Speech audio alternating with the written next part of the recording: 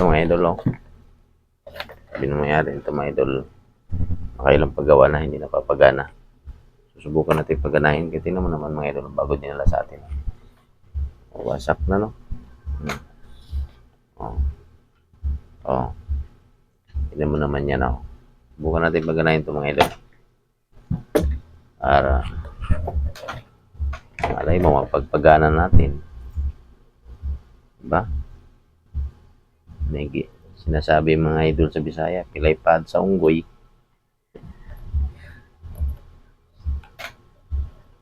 Bukan natin mga idol to. I-tap muna tayo mga idol para matry natin kung may connection. Kasi hindi na daw napapagana to eh. Try natin paganahin.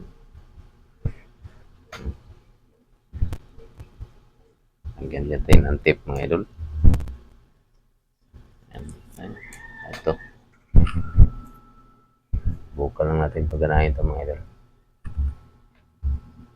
Malay mo mga idol. Ayan, nag-intensive mga idol. Ayan.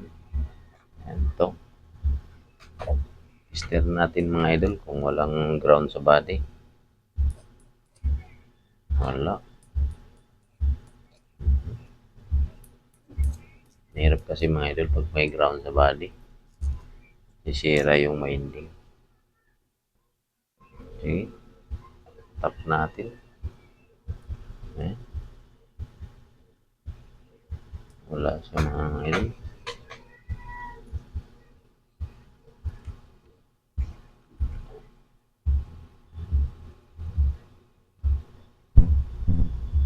Wala pa rin ano.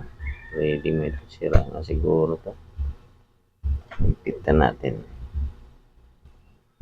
Okay.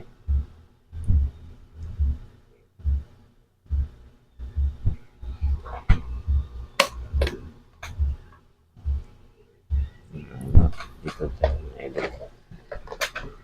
Ay, natanggal dito sa likod mga idol. Ito, lugtong natin to sa likod. Tanggal siya rito. Tapos number 2 lang natin siya mga idol. Yan. Kita nyo ba mga idol? Ito. Pipihit. Ikot ba siya? Try natin mga idol. Ito. Yan. 1, 2, 3. Go. Legit mga idol. Umikot siya. So, tayo lang pala mapapagana nito mga idol. Tayo lang. Kaya mga idol. Pas no?